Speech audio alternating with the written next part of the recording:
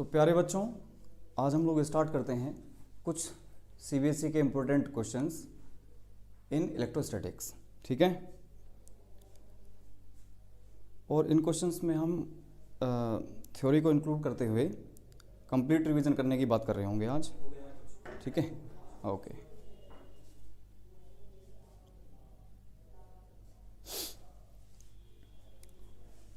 देखो इसमें नहीं आया अभी। चलो तो स्टार्ट करते हैं। देखिए, ये फर्स्ट क्वेश्चन हमने लिया है 2008 में आया हुआ है, right. Which orientation of an electric dipole in a uniform electric field would correspond to stable equilibrium? मतलब ये क्वेश्चन हमारा इलेक्ट्रिक फील्ड में अगर हम डाइपोल को प्लेस करते हैं बेटा, तो दो सिस्टम आपने देखे होंगे, एक तो स्टेबल इक्विलिब्रियम और second one was unstable equilibrium. तो जब स्टेबल इक्विलिब्रियम की हम बात कर रहे थे तो theta was equals to 0 degree, and for unstable equilibrium के लिए हमने थीटा कंसिडर किया था कितना, 180 डिग्री। तो फॉर स्टेबल इक्विलिब्रियम थीटा कितना, 0, ये आपको बहुत अच्छे से मालूम है। तो अब ध्यान से देखो, नेगेटिव टू पॉजिटिव आपका डायरेक्शन ऑफ डाइपोल मोमेंट होता है। तो अगर direction of the dipole moment electric field के अलोंग हो जाती है, direction of the dipole moment is parallel to the electric field, then we can say that this equilibrium will be stable equilibrium. Stable equilibrium तब होगी जब आपका dipole align कर जाए in the direction of electric field, या यूं कहें कि डाइपोल मोमेंट और इलेक्ट्रिक फील्ड, P और इलेक्ट्रिक फील्ड, डाइपोल मोमेंट और इलेक्ट्रिक फील्ड आपस में पैरेलल हो जाएं, तो आपकी इक्विलिब्रियम कैसी हो जाएगी, स्टेबल इक्विलिब्रियम। अब यहीं पर साथ ही साथ अनस्टेबल इक्विलिब्रियम की बात और कर लेते हैं, अनस्टेबल इक्विलिब्रियम। तो बेटा इसके लिए क्या होगा, थीटा आपका अगर 180 डिग्री हो जाए, मीन्स इलेक्ट्रिक फील्ड और डाइपोल मोमेंट एंटी पैरेलल हो। कैसे हो बेटा, एंटी पैरेलल हो, तो हम कहते हैं कि हमारा जो इक्विलिब्रियम है वो अनस्टेबल इक्विलिब्रियम होगा। क्या ये बात क्लियर हुई? आसान क्वेश्चन था एकदम, कोई दिक्कत वाली बात इसमें नहीं होनी चाहिए। तो इसका आंसर आएगा dipole moment is parallel to the electric field. चलिए नेक्स्ट देखते हैं, question number 2। If the radius of the Gaussian surface, बेटा बहुत इंपॉर्टेंट क्वेश्चंस का सिलेक्शन मैंने किया है ना। इससे आपका थ्योरी का भी रिवीजन होगा और साथ ही साथ आपको क्वेश्चन करने में जो प्रॉब्लम्स या जो आप गलतियां करते वो आप नहीं करोगे आप। ठीक है, तो देखें सेकंड क्वेश्चन को देखते हैं बेटा। If the radius of the Gaussian surface की radius enclosing a charge is half, अगर हम रेडियस को क्या कर दें, हाफ कर दें, किसकी रेडियस, जिसने चार्ज को एनक्लोज किया हुआ है। ठीक, तो how does the electric flux through the Gaussian surface change? How does the electric flux through the Gaussian surface change? तो बेटा देखो, किसी भी क्लोज्ड बॉडी के अंदर अगर हम चार्ज इंक्लोज करते हैं, क्यों, तो इससे निकलने वाला जो फ्लक्स है बेटा, इससे निकलने वाला जो फ्लक्स होगा वो होता है चार्ज एनक्लोज्ड का 1/ε0 टाइम्स। क्लियर? क्या इसमें कहीं रेडियस आपको दिखाई दे रही है? क्या ये फ्लक्स रेडियस पर डिपेंड कर रहा है? नहीं सर। तो मीन्स चाहे आप रेडियस को डबल करें चाहे रेडियस को हाफ करें, तो आपका फ्लक्स चेंज नहीं होगा। तो flux will be same, that means no change in flux, there will be no change in the flux. Flux में कोई चेंज नहीं होगा। बढ़िया क्वेश्चन है ये, फ्लक्स में कोई चेंज नहीं होगा। ठीक है, फ्लक्स में कोई चेंज नहीं होगा। ठीक है, तो आपका क्या सिस्टम हो गया इसमें, electric flux will be remain same. Okay, next question देखिए। Define the term electric dipole moment. देखो दो तरह से हम लोग डाइपोल मोमेंट को डिफाइन कर सकते हैं। पहला क्या बेटा, पहला ये कि जो डाइपोल मोमेंट आपका है बेटा, डायपोल मोमेंट जो है आपका is the product of either charge, देखो नेगेटिव चार्ज और पॉजिटिव चार्ज से मिलके आपका डायपोल बना, इनके भी इसके बीच में आपने लेंथ ली L या 2L, आसानी के लिए 2L लेते हैं, तो either charge into distance between the charges, यानी कि लेंथ ऑफ द डायपोल, तो इसको हम डिफाइन करते हैं एज दी डायपोल मोमेंट। तो इसका यूनिट की अगर हम बात करें बेटा, तो इसका यूनिट होगा कूलम, चार्ज का यूनिट क्या, कूलम, और लेंथ का क्या, मीटर, कूलम मीटर, इसका यूनिट होगा क्या, कूलम मीटर। अच्छा, ये वेक्टर क्वांटिटी है कि स्केलर, सर ये वेक्टर क्वांटिटी है, ठीक है, वेक्टर क्वांटिटी है। डायरेक्शन कहाँ, सर नेगेटिव टू पॉजिटिव, आपने इसकी डायरेक्शन हमें बताई थी, तो इसकी डायरेक्शन है क्योंकि, और मैग्नीट्यूड भी है हमारे पास में, तो ये क्वांटिटी आपकी कैसी है, वेक्टर क्वांटिटी होती है, वेक्टर क्वांटिटी। एक तो तरीका बेटा ये, दूसरा तरीका ये होगा कि अगर सर हम टॉर्क की बात करें, किसकी बात करें, टॉर्क, तो टॉर्क होता है P E sine theta, P cross E, P cross E मतलब पी ई साइन थीटा। अच्छा, तो अगर मैं इलेक्ट्रिक फील्ड को बेटा 1 कर दूं, ठीक है, और साइन थीटा की वैल्यू भी कितना, यानी कि थीटा इज इक्वल टू 90 को पुट कर दूं अगर मैं, तो साइन थीटा की वैल्यू कितनी हो जाएगी, ये भी 1। तो उस टाइम ध्यान से देखो, सिर्फ हमारे पास में P बचा, तो P will be equal to torque at this particular condition, at this particular condition पर आपका जो डायपोल मोमेंट होगा वो टॉर्क के बराबर हो जाएगा, कब, जब इलेक्ट्रिक फील्ड की स्ट्रेंथ कितनी हो, 1 हो, और थीटा कितना हो, 90 डिग्री हो, ठीक है। तो इसको आप इस तरह से भी डिफाइन करते हो कि it can be defined as the torque acting on electric dipole placed perpendicular to a uniform electric dipole, ठीक है ना, क्लियर एकदम। तो इलेक्ट्रिक फील्ड स्ट्रेंथ 1 पुट कर दें, थीटा कितना, परपेंडिकुलर मतलब 90 डिग्री पर, तो जो टॉर्क एक्ट होगा वो torque will be equals to electric dipole moment के बराबर हम लोग डिफाइन कर सकते हैं, ये भी एक तरीका है। अच्छा सर, आगे चलते हैं अब, नेक्स्ट देखो बेटा,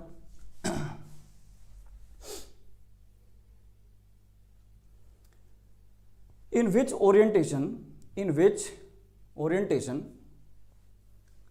a dipole placed in a uniform electric field is in stable equilibrium, ठीक है, stable equilibrium में कब होगा, दो बातें यहां पर मैं आपसे पूछूंगा, stable equilibrium कब होगी और अनस्टेबल इक्विलिब्रियम कब होगी, ये मैं बता चुका हालांकि।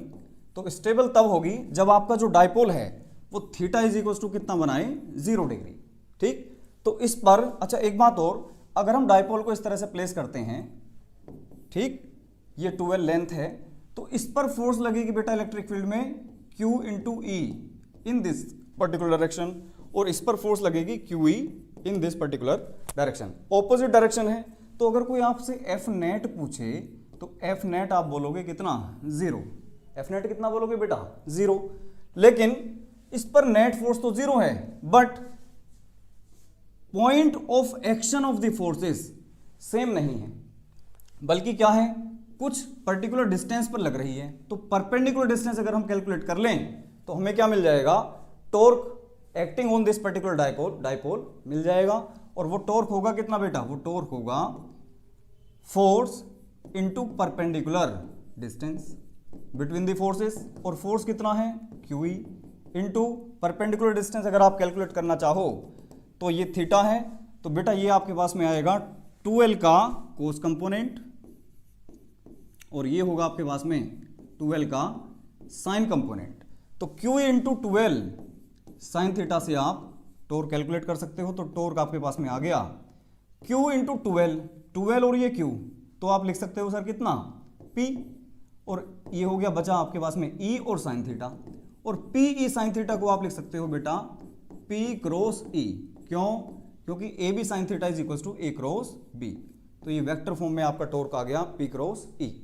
तो स्टेबल इक्विलिब्रियम के लिए अगर हम बात करें तो स्टेबल इक्विलिब्रियम आपका तब बनेगा जब थीटा इज इक्वल टू कितना, 0 डिग्री हो, और अनस्टेबल कब बताया मैंने, जब theta is equal to 180 degree हो। मतलब डायपोल अगर आपका पैरेलल टू द फील्ड है तो स्टेबल इक्विलिब्रियम, और अगर anti parallel to the electric field है तो आपका अनस्टेबल इक्विलिब्रियम मेंटेन रहेगा। क्लियर एकदम। आगे चलते हैं इसमें। अच्छा, ये 2010 में क्वेश्चन पूछा गया था, ठीक है। चलो बहुत बढ़िया क्वेश्चन है, देखो ये, name the physical quantity whose SI unit is joule per coulomb, is it a scalar और वेक्टर क्वांटिटी। क्या ये स्केलर है या वेक्टर है?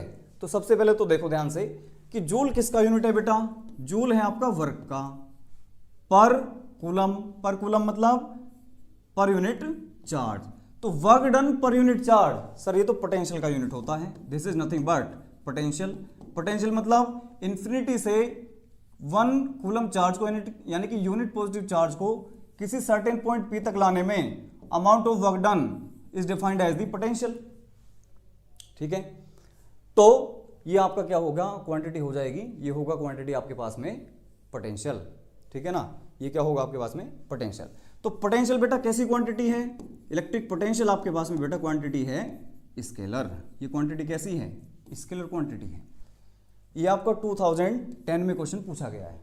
ये क्वेश्चन आपका कब पूछा गया है, 2010 में। क्लियर।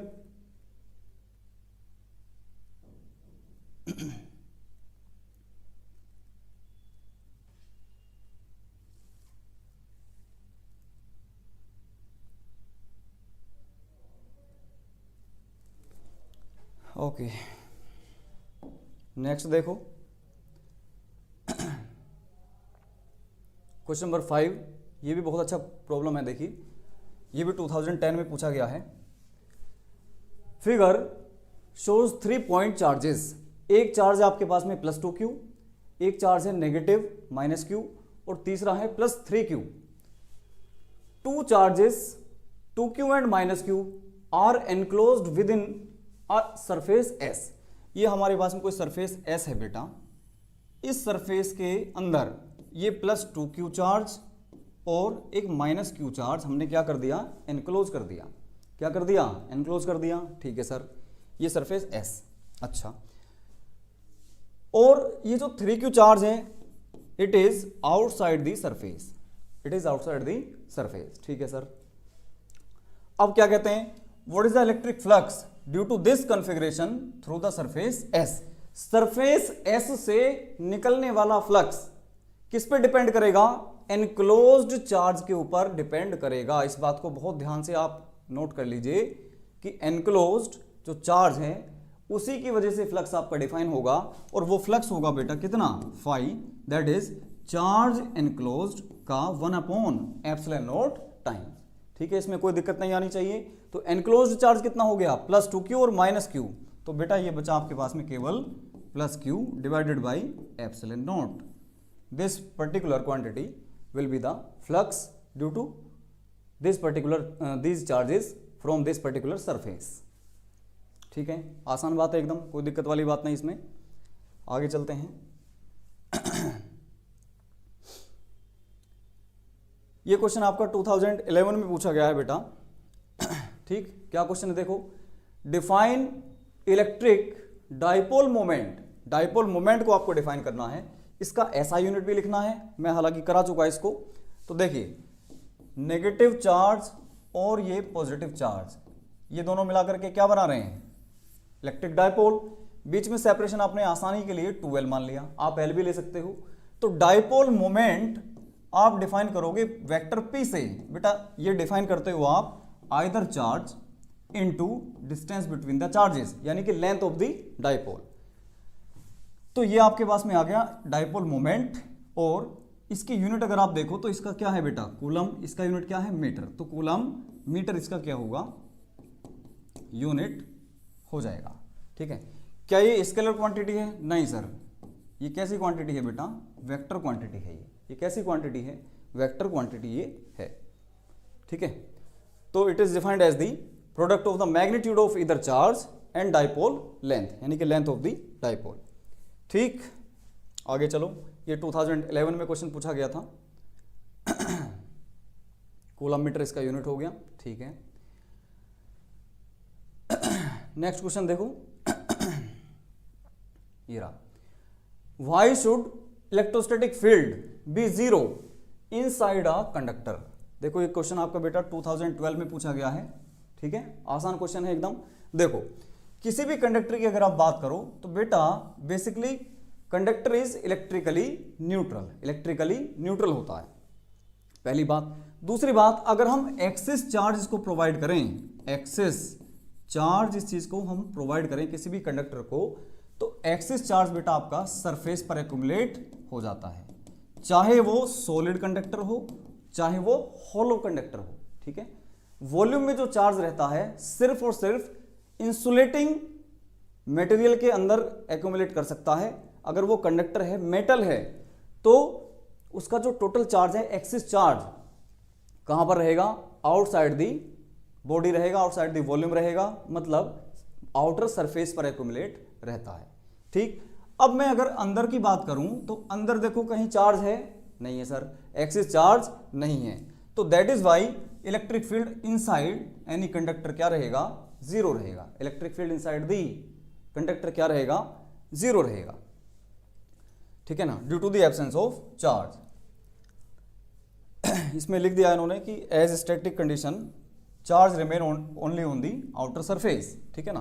तो जब चार्ज ही प्रेजेंट नहीं होगा तो इलेक्ट्रिक फील्ड आपका नहीं होगा inside the conductor. Next question देखिए बेटा, ये भी आपका 2012 में क्वेश्चन पूछा गया है, ठीक है ना। A charge cube is placed at the centre of A cube. देखो इसके मैंने बहुत सारे क्वेश्चंस कराए हुए हैं, आप अगर वीडियो लेक्चर्स देखते हो मेरे, तो उसमें मैंने variety of questions are there on the flux, ठीक है।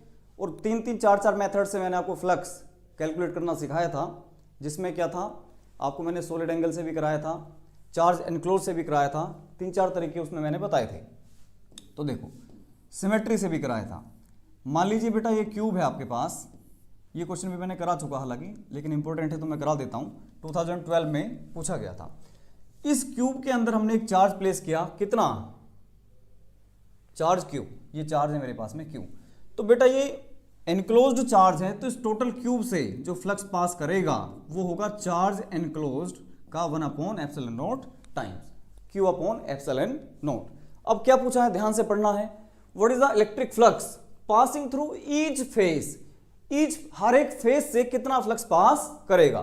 तो ये तो फ्लक्स थ्रू दी क्यूब आ गया बेटा, ये तो फ्लक्स थ्रू दी क्यूब हो गया, तो flux through the one face. तो बेटा ये जो फ्लक्स है ये 6 के 6 फेस से पास कर रहा होगा, तो एक फेस से कितना? सर वो होगा Q/ε0 का 1/6। एक से इतना, टोटल क्यूब से इतना, तो बेटा एक फेस से कितना? 1/6 ऑफ द टोटल फ्लक्स। ठीक बात है एकदम, कोई दिक्कत नहीं, इसमें कर सकते हैं। अच्छा, अगर मैं आपसे पूछूं कि इस पर्टिकुलर चार्ज को मैं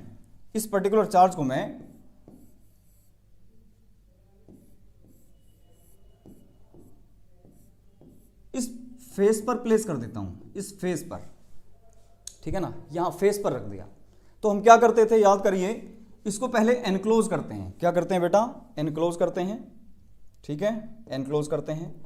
एनक्लोज जैसे आप करोगे इसको, तो दूसरा क्यूब आपको यहां पर प्लेस करना पड़ता था, याद करिए। अब ये जो दोनों क्यूब हैं, इनके अंदर जो चार्ज एनक्लोज है वो है बेटा क्यू, तो इन दोनों क्यूब से निकलने वाला जो फ्लक्स होगा Q/ε0 होगा। तो flux through the one cube, एक क्यूब से कितना होगा? इस पर्टिकुलर फ्लक्स का आधा, इस पर्टिकुलर फ्लक्स का आधा। ये छोटी छोटी बातें आपको पता होंगी, ये बहुत अच्छे से रिवाइज मैंने कराई थी। तो इसका आंसर कितना आ गया बेटा? Q/6ε0। किससे फ्लक्स निकाला मैंने? ये वन फेस से, ठीक है ना। इस वाले पर्टिकुलर क्वेश्चन में एक फेस से हमने क्या निकाला है बेटा? फ्लक्स। ठीक, आगे चलते हैं। अगला क्वेश्चन देखो, a charge cube is placed at the centre of A cube of side length L। एक साइड लेंथ L का मेरे पास में बेटा क्यूब है, ये आगे साइड लेंथ L का क्यूब, इसके इनसाइड हमने एक छोटे से चार्ज को रखा Q को, ठीक। लेंथ कितनी हो गई? L हो गई इसकी, ठीक है, side length L। What is the electric flux passing through two opposite faces of the cube? ये क्वेश्चन भी आपका प्रीवियस ईयर में पूछा जा चुका है बेटा। तो बेटा एक फेज से कितना फ्लक्स पास कर रहा हुआ है, अभी हमने कैलकुलेट किया, अभी हमने देखा कि flux through the one phase, तो बेटा वो आया था। अच्छा टोटल क्यूब से कितना sir, Q by epsilon note. एक फेज से कितना, क्यू बाई 6 एप्सिलॉन नोट।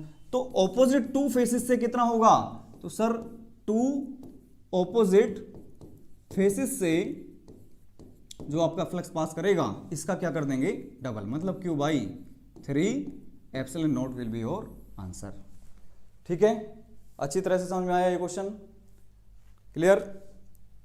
तो Q by 3 epsilon note will be your correct answer. Next देखो,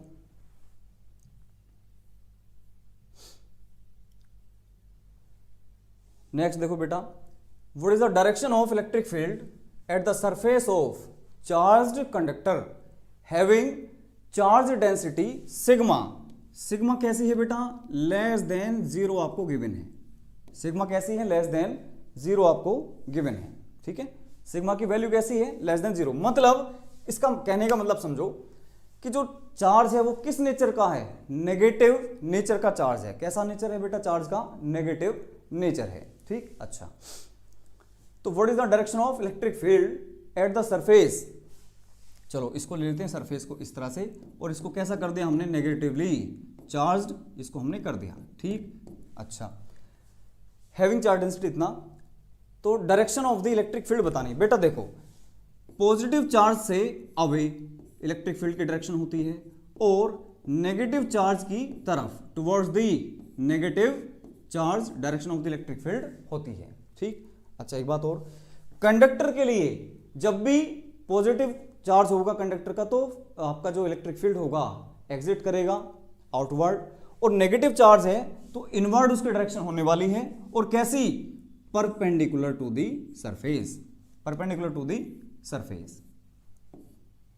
तो इनवर्ड फील्ड आपका आएगा, और वो भी कैसा बेटा, perpendicular to the surface. Inward आपका फील्ड आएगा डायरेक्शन, और वो भी कैसा, इनवर्ड डायरेक्शन, और वो भी कैसा बेटा, परपेंडिकुलर टू दी सरफेस।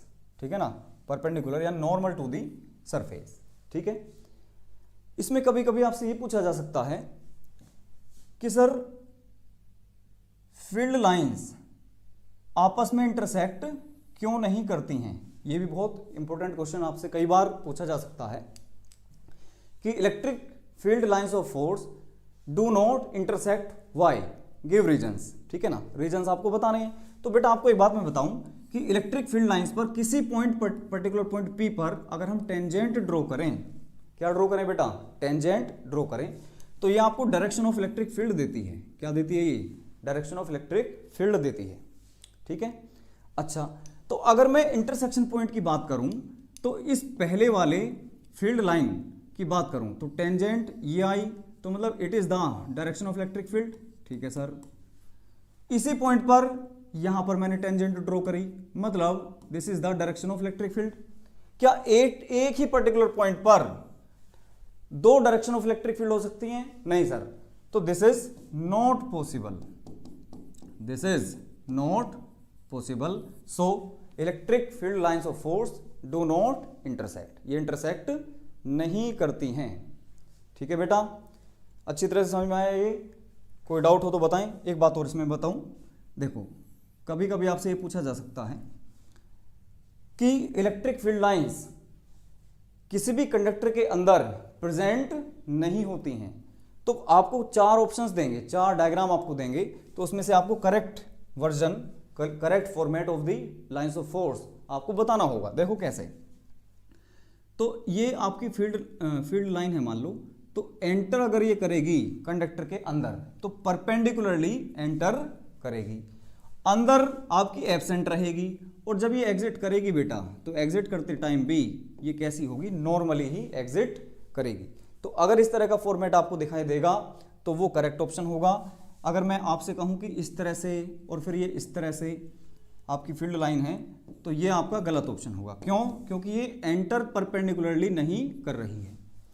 और एक मान लो ऐसा ऑप्शन दूं मैं इस तरह से करके ये, तो ये भी आपका गलत ऑप्शन होगा। क्यों, क्योंकि फील्ड लाइंस आपकी जो है इनसाइड द कंडक्टर प्रेजेंट नहीं होती हैं। ठीक, तो मेरे हिसाब से फील्ड लाइंस के बारे में आपको क्लियर हो गया, डायरेक्शन ऑफ द फील्ड के बारे में आपको क्लियर अच्छे से मालूम हो गया होगा। ठीक है, आगे चलते हैं। ठीक है सर, देखो बेटा नेक्स्ट देखिए, two charges of magnitude -2q and q are located at point. देखो बहुत अच्छा क्वेश्चन है बेटा, ये 2013 में पूछा गया है। कब पूछा गया ये? 2013 में आप लोगों से पूछा गया था ये। तो समझो इसको जरा बेटा, आपको थोड़ा सा बेसिक नॉलेज होना चाहिए कोऑर्डिनेट सिस्टम का। ठीक है, तो यहां पर आपने दो चार्जेस दिखा रखे हैं इन लोगों ने, एक तो -2q और दूसरा है बेटा +q। आर प्लेस या located at the point a,0, मतलब x की वैल्यू है a, y की 0, तो ये तो हो गया आपके पास में +2q। ठीक है सर, उसके बाद +q कहां पर? 4a,0, 4a कहीं यहां पर होगा, कोमा y की वैल्यू कितनी? 0। यहां पर कितना चार्ज है? ये है +q। ठीक है सर, ये दोनों प्लेस कर दिए। ठीक, what is the electric flux due to these charges through a sphere of radius 3a with its centre at origin.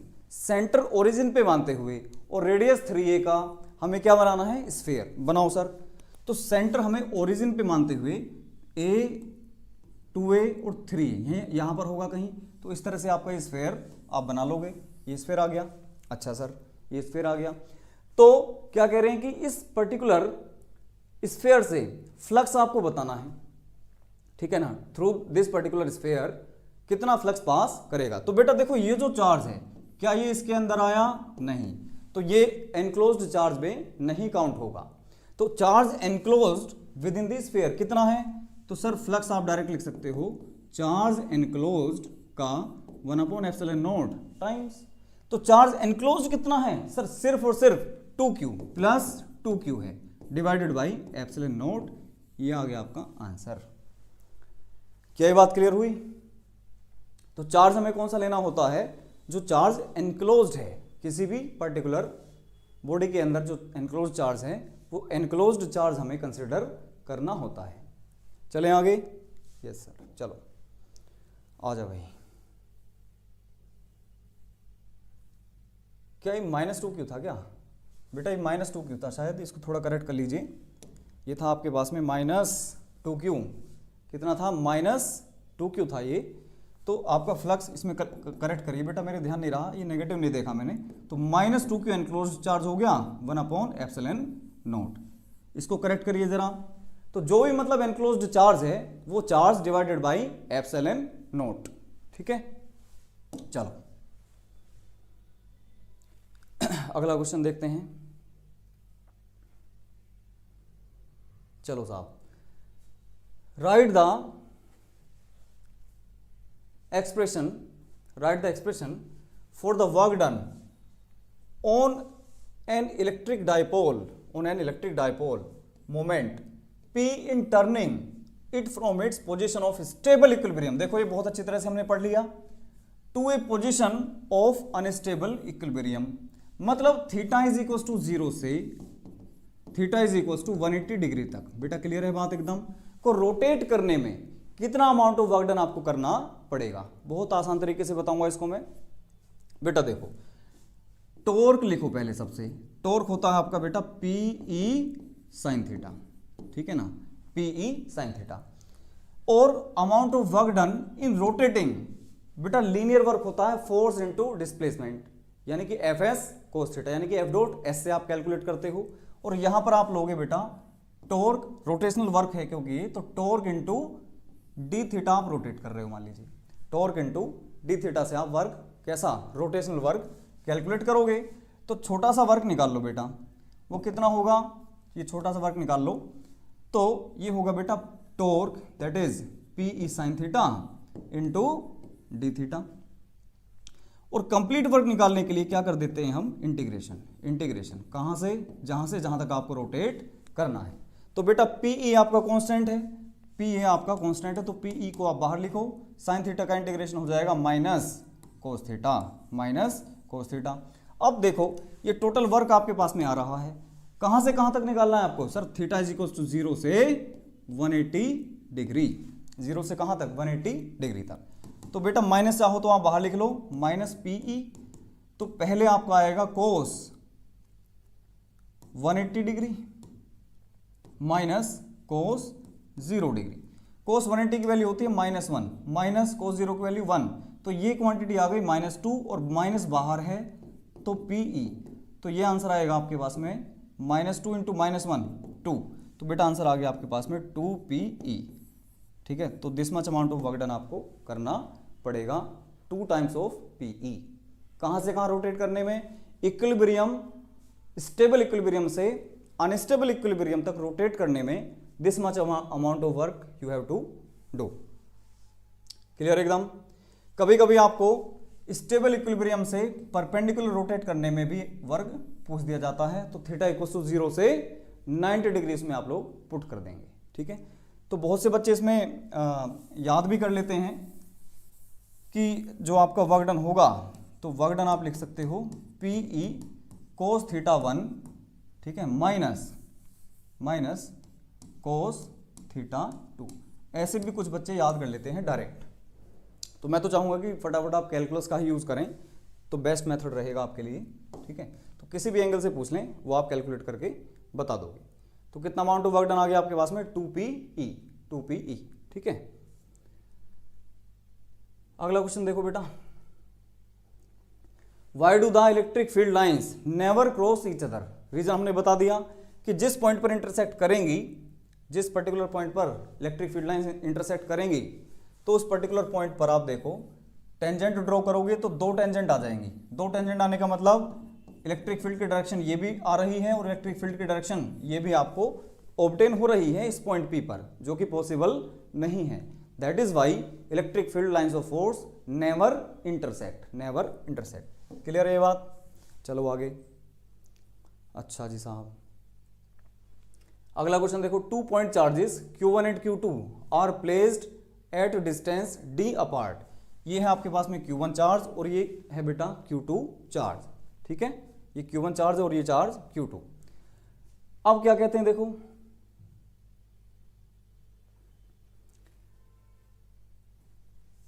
as shown in the figure the electric field intensity is 0 at a point P। ये point P है, आपको दिख रहा होगा। यहां पर आपका net electric field क्या है बेटा, 0 है। इलेक्ट्रिक फील्ड क्या है, 0 है।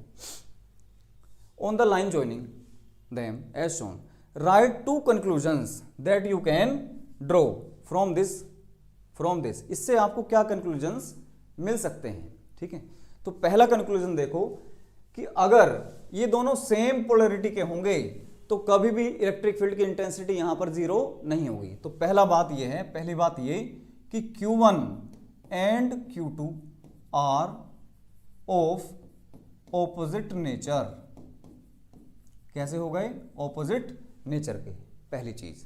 दूसरा क्या आप कह सकते हो, यहां से दूसरी बात आप कह सकते हो कि मैग्नीट्यूड ऑफ चार्ज Q1 का जो मैग्नीट्यूड है, ये वाला जो Q1 चार्ज है, इसका मैग्नीट्यूड कैसा होगा, greater than the magnitude of the Q2। Reason बताते हैं देखो, ये आपने मान लीजिए Q1 रखा बेटा, ये वाला चार्ज आपने Q1 रखा और ये है चार्ज Q2, और यहां पर आप निकाल रहे हो पॉइंट P पर इलेक्ट्रिक फील्ड। ठीक है ना, तो इसकी वजह से जो स्ट्रेंथ है ना, उसके लिए आप देखो डिस्टेंस है ये वाला, तो इलेक्ट्रिक फील्ड आप लिखते हो K यानी कि 1/4πε0 Q1 बाई डिस्टेंस का स्क्वायर। ठीक है, ड्यू टू 1, और E2 आप लिखोगे तो सर वो होगा K Q2 upon D dash का स्क्वायर। D डैश मतलब ये वाली।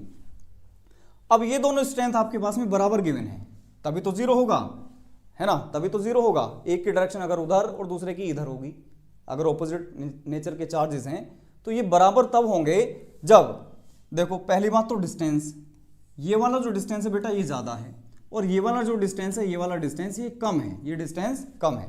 तो ऑब्वियसली जब दोनों को बराबर आपको करना है तो Q1 must be greater than Q2, Q1 must be greater than Q2। दूसरा कंक्लूजन ये।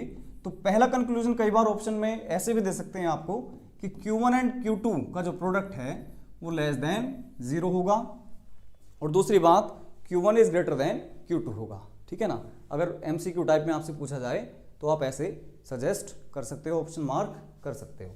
ठीक है, बढ़िया क्वेश्चन है ये भी।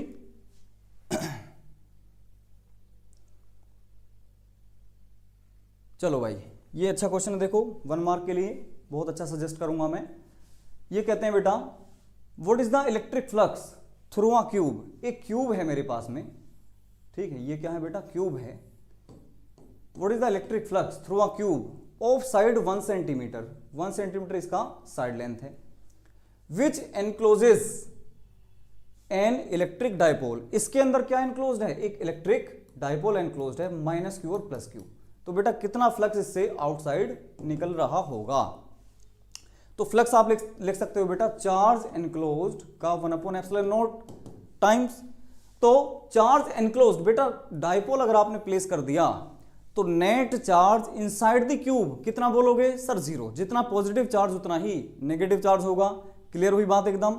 तो जितना पॉजिटिव उतना ही नेगेटिव, तो चार्ज जो एनक्लोज्ड है वो कितना, 0। तो देयरफॉर नेट फ्लक्स की जो स्ट्रेंथ होगी, नेट फ्लक्स की जो वैल्यू होगी वो कितनी आप बोलोगे बेटा, 0 आप इसमें बोल रहे होगे। क्लियर हुई ये बात एकदम, बहुत अच्छे से। चलें आगे, नेक्स्ट देखिए, डज द चार्ज गिवन, देखो ये मैं बता चुका हूं आप लोगों को, फिर से समझ लीजिए। Does the charge given to a metallic sphere, देखो ये लास्ट तक कंफ्यूजन बनी रहती है बच्चे को, इसलिए मैंने ऐसे टॉपिक्स को सिलेक्ट किया है जो लास्ट टाइम में आपको कंफ्यूजन वहां से एलिमिनेट हो जाए, आपके माइंड से क्या हो जाए, एलिमिनेट हो जाए कंफ्यूजन सारी। देखो बेटा क्या कह रहे हैं इसमें, does the charge given to a metallic sphere depend on whether it is hollow और solid, give reason for your answer. देखो सुनना ध्यान से बेटा, अगर मेटल है, क्या है, मेटल है आपके पास में, यानी कि कंडक्टर है, ठीक, मेटल है, चाहे तो वो होलो हो, सही बात, चाहे वो होलो हो या फिर हो सॉलिड, लेकिन होना चाहिए मेटल।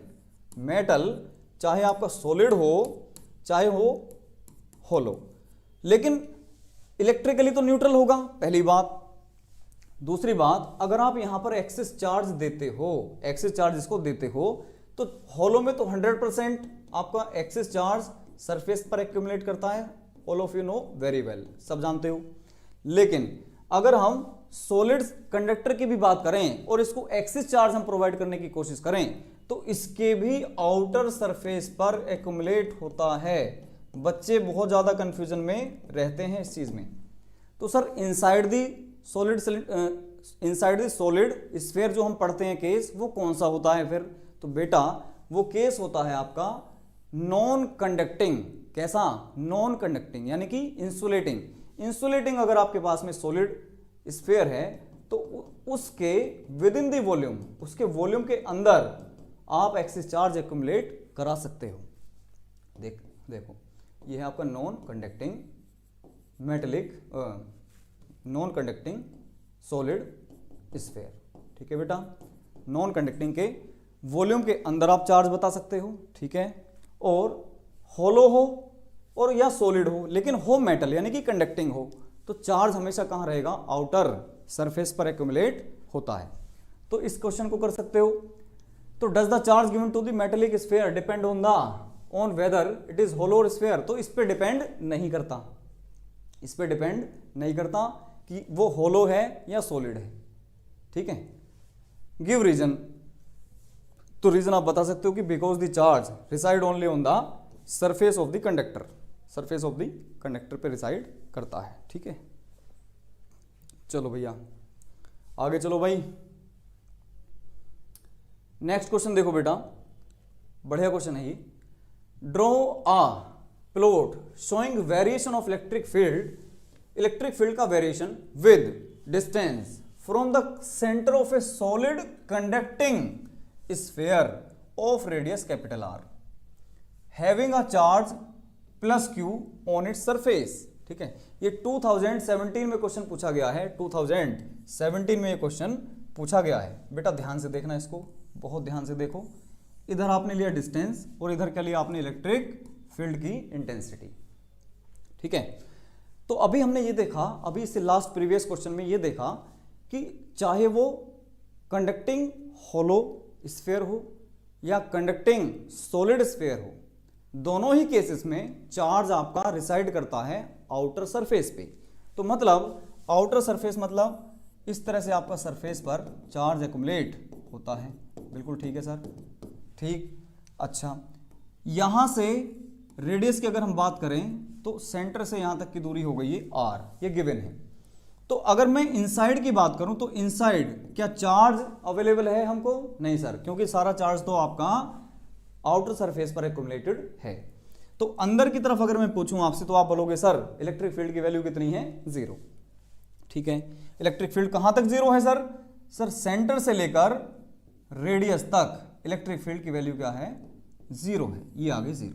ठीक है, लेकिन जैसे ही हम सरफेस पर आएंगे तो सरफेस पर आप देखो ध्यान से, इलेक्ट्रिक फील्ड की स्ट्रेंथ हो जाएगी 1/4πε0 Q/R। और जैसे जैसे आप बाहर चलोगे, जैसे जैसे आपका पॉइंट बाहर जाएगा, सरफेस से दूर जाओगे, तो इसकी जो वैल्यू है वो आपकी बेटा r², सॉरी, तो ये reciprocal square reciprocal times decrease कर रही होगी। तो यहां पर आपका होगा E inversely proportional to the r²। ठीक है, तो यहां तक 0, फिर मैक्सिमम कहां पर आया? आपके सरफेस पर, और उसके बाद में रेसिप्रोकल टाइम्स ये 1/r² टाइम्स डिक्रीज करेगा। This will be the graph of electric field with respect to the distance, with respect to the distance. Clear है एकदम? अच्छा जी, नेक्स्ट क्वेश्चन देखो भाई, आ जाओ।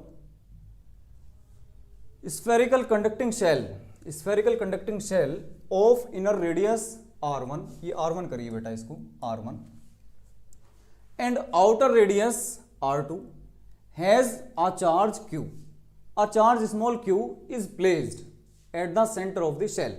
देखो बेटा शेल कैसी है, ध्यान से देखो पहले, इस तरह से शेल आपको गिवन है ये। ठीक है, शेल मतलब कोई सॉलिड स्फीयर में से एक छोटा सा स्फीयर अंदर से काट के निकाल दिया गया, तो ये तो हो गया होलो। और ये जो है आपके पास में, ये इनर रेडियस हो गई r1 और ये आउटर रेडियस हो गई r2। r1 और r2 ये शेल की मोटाई है, ये क्या है? शेल की मोटाई है। ठीक है, अच्छा, क्या कहते हैं अभी? Spherical conducting shell, r1 inner radius है और r2 क्या है? Outer radius, has a charge q। बेटा इस पर चार्ज कितना है? +q है। A charge small q is placed at the centre of the shell. Centre of the shell पर आपने क्या प्लेस कर दिया? एक छोटा सा चार्ज q को प्लेस कर दिया, q चार्ज को प्लेस कर दिया। क्लियर एकदम? ठीक है। What is the surface charge density on the inner surface? ये जो इनर वाला सरफेस है बेटा, उस पर चार्ज डेंसिटी आपको बतानी है। चार्ज डेंसिटी मतलब सिग्मा, यानी कि चार्ज पर यूनिट एरिया।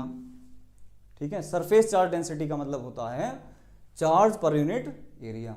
ठीक है, तो देखो ध्यान से बेटा, अगर ये आपके पास में प्लस क्यू चार्ज है, स्मॉल क्यू, तो ये क्या करेगा? इंडक्शन से इस वाले सरफेस पर क्या हो जाएगा?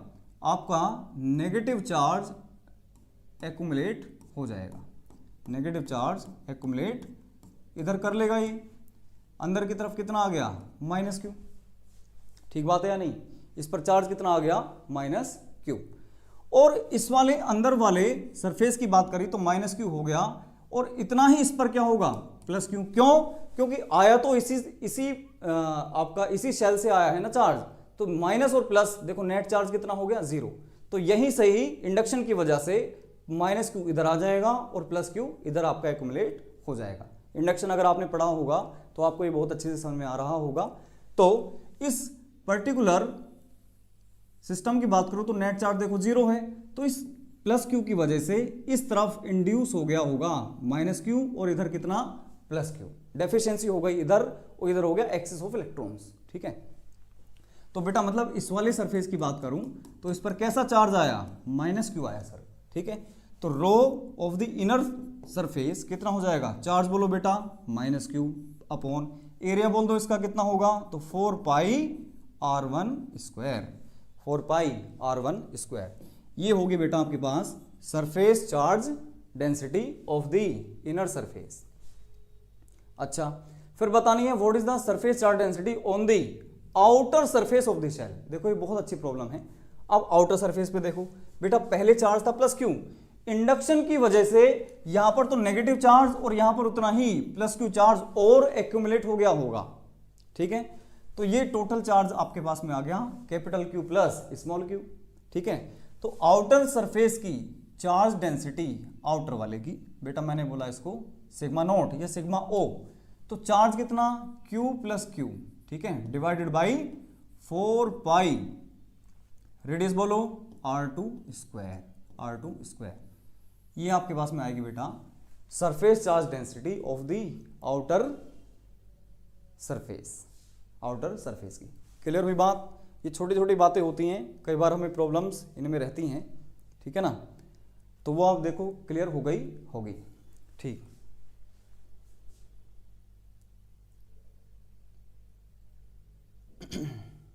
नेक्स्ट देखिए, right expression for the electric field at a point x greater than R2। R2 से बाहर आपको इलेक्ट्रिक फील्ड की वैल्यू लिखनी है, ठीक है। इलेक्ट्रिक फील्ड की क्या वैल्यू, क्या चीज लिखनी है आपको, वैल्यू। देखो बेटा ये आपके पास में अभी क्या था, देखो ये शेल था जिसके सेंटर पर आपका प्लस क्यू चार्ज था स्मॉल और कैपिटल क्यू चार्ज था आउटसाइड। तो जब हम इसके बाहर जाएंगे किसी पॉइंट P पर, किसी पॉइंट P पर जो कि R डिस्टेंस अवे है, उस पर मुझे क्या कैलकुलेट करना है, इलेक्ट्रिक फील्ड बताना है ना, इलेक्ट्रिक फील्ड पूछा है ना, expression of the electric field, ठीक है।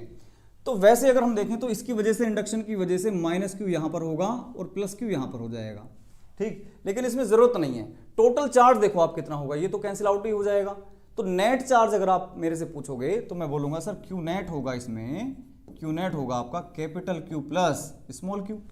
तो इलेक्ट्रिक फील्ड की वैल्यू आप पॉइंट P पर लिख सकते हो, R डिस्टेंस अवे है जो बेटा, जो R डिस्टेंस अवे है, तो 1/4 pi epsilon naught, total charge बोल बेटा Q प्लस स्मॉल क्यू और divided by R square.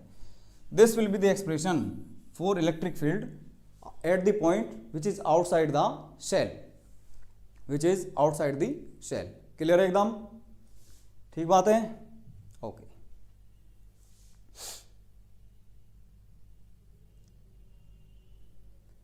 Next देखिए,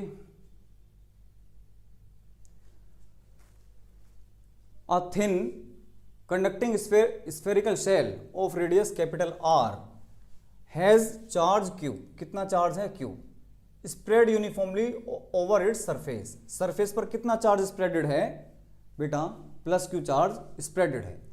using Gauss law derive an expression for an electric field at a point outside the shell, ठीक है। Draw graph of the electric field with the distance R from the centre of the shell, ठीक है। देखो तो बेटा ध्यान से देखो इसको, स्फेरिकल शेल है, होलो है बेटा, ये कैसी है, होलो। तो इसके आउटर सरफेस पर टोटल चार्ज जो डिस्ट्रीब्यूटेड है, यूनिफॉर्मली डिस्ट्रीब्यूटेड जो चार्ज है वो कितना है, वो है सर कैपिटल क्यू, ठीक, वो कितना है, कैपिटल क्यू है। अब गॉस लॉ को हमें यूज करना है और derive an expression for electric field at the point which is outside the shell, outside the shell.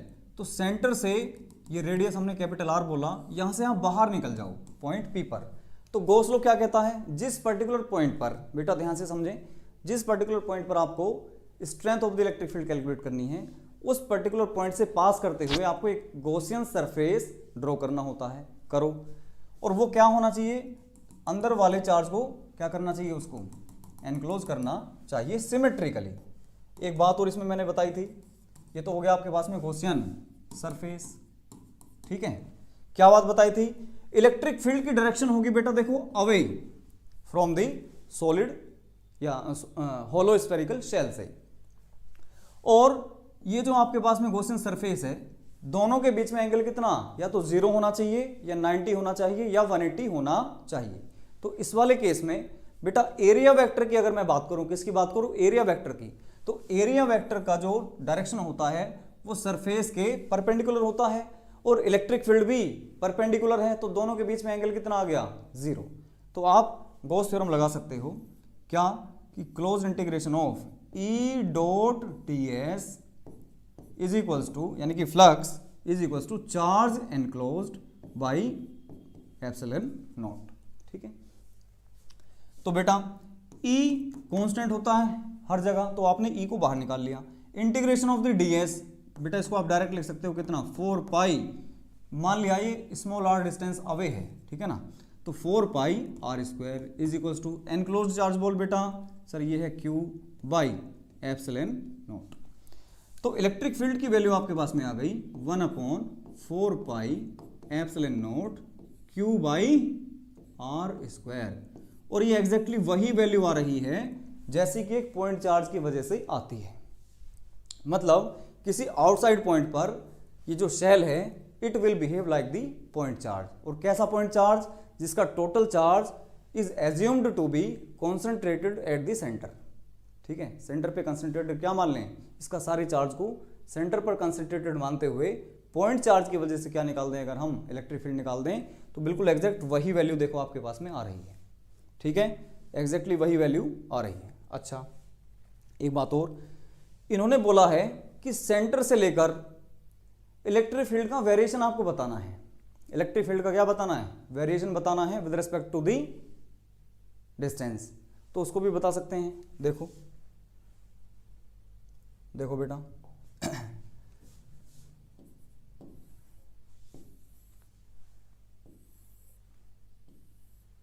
देखो ये आपका सेंटर है, this is the radius r, और टोटल चार्ज आपके पास में क्या है, कैपिटल Q।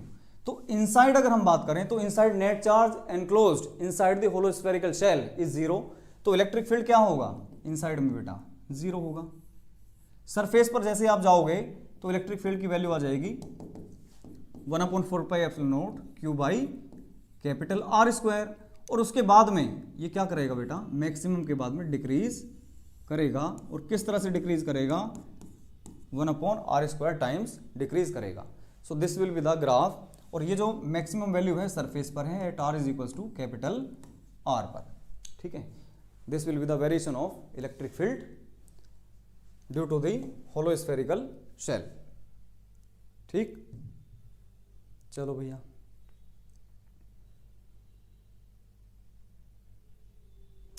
देखो ये भी बहुत अच्छा क्वेश्चन है। derive an expression for electric field due to the uniformly charged infinite plane sheet। बेटा आपके पास में इनफाइनाइट प्लेन शीट है और इसको आपने क्या कर दिया, यूनिफॉर्मली चार्ज कर दिया है। ठीक है, यूनिफॉर्मली चार्ज कर दिया, जिसकी सरफेस चार्ज डेंसिटी है कितनी, sigma. Sigma is the surface charge density, यानी कि charge per unit area. Clear. अब सुनो, इसमें बेटा हम लोग मानते हैं कि जो गॉसियन सरफेस होगा वो इस तरह से सिलेंड्रिकल शेप में होगा, इधर भी और यहाँ से भी ऐसे, यानी कि इसके इस पर्टिकुलर एरिया पर और इस पर्टिकुलर एरिया पर फील्ड की वैल्यू क्या रहेगी, कांस्टेंट, और एरिया वेक्टर इधर है और फील्ड भी इधर, तो थीटा भी आपका कितना बन रहा है, 0। इस साइड भी देखो इलेक्ट्रिक फील्ड की direction away from the positive charge, और एरिया वेक्टर भी इसी तरफ है, perpendicular to the flat surface. ठीक है, तो बेटा आपका जो फ्लक्स है वो कैसी क्वांटिटी है, सर वो तो स्केलर क्वांटिटी है, तो यहां से निकलने वाला जो φ1 है वो बताओ, तो सर वो होगा आपके पास में कितना, E यानी कि strength of the electric field into a, हमने बोल दिया इसका एरिया, E इंटू एरिया। ठीक है, E इंटू एरिया। क्लियर एकदम। यहां से निकलने वाला फ्लक्स बोलो, आपने कहा सर वो होगा φ2, वो भी कितना sir, E into area, E into area. अच्छा, एरिया तो सर ये भी है, तो यहां से निकलने वाला और यहां से निकलने वाला जो फ्लक्स होगा वो कितना होगा सर, वो होगा E डॉट ए, और दोनों में इलेक्ट्रिक फील्ड देखो इधर और एरिया वेक्टर इधर, तो दोनों में एंगल कितना, 90, तो E डॉट ए इस वजह से आपका क्या हो जाएगा, 0। तो यहां से भी फ्लक्स की वैल्यू 0 और यहां से भी फ्लक्स की वैल्यू 0 आपको ऑब्टेन होगी। तो फ्लक्स केवल इस डायरेक्शन में मिला और इस डायरेक्शन में मिला, तो नेट फ्लक्स आप कैलकुलेट कर लो बेटा, नेट फ्लक्स आ जाएगा 2 इंटू EA। कोई डाउट इसमें, नेट फ्लक्स आ गया। तो नेट फ्लक्स आने के बाद में आप क्या काम करो, net flux is equal to आप कर दीजिए कितना बेटा, चार्ज एनक्लोज्ड का 1/ε0 टाइम्स, चार्ज एनक्लोज्ड का 1/ε0 टाइम्स आप पुट कर दीजिए। अब बेटा इस गॉसियन सरफेस में कितना चार्ज एनक्लोज्ड है ये बताओ। बेटा यूनिट एरिया पर चार्ज है कितना सिग्मा, तो ए एरिया पर, इस ए एरिया पर कितना चार्ज होगा, यानी कि क्यू एनक्लोज आप निकाल सकते हो कितना, वो होगा सर सिग्मा ए। कितना होगा, सिग्मा ए होगा। तो बेटा एक सेकंड में आप देख लो, 2 इंटू ई इंटू ए, बेटा चार्ज एनक्लोज चार्ज कितना हो गया, सिग्मा इंटू ए, चार्ज एनक्लोज का 1/ε0 टाइम्स। तो बेटा ए से आपका ए कैंसिल आउट हुआ, तो इलेक्ट्रिक फील्ड की वैल्यू आ गई सिग्मा अपॉन 2ε0। क्लियर है एकदम बात, बहुत अच्छे से समझ में आई होगी। ठीक, तो बेटा इस तरह से हमें क्वेश्चंस को करना है। ठीक, एक एक बात को बहुत अच्छी तरीके से बारीकी से आपको समझते हुए चलना है आगे। ठीक, तो मैंने कोशिश करी है ज़्यादा से ज़्यादा न्यूमेरिकल अप्रोच आपको बताई जाए, जहाँ पर आपको मैक्सिमम टाइम्स दिक्कतें आती, उन चीज़ों को मैंने डिस्कस करने की कोशिश की है। तो चलिए एक और लेक्चर लेते हैं नेक्स्ट डे। आप इसी तरह से इसमें जुड़े रहिए। Thank you.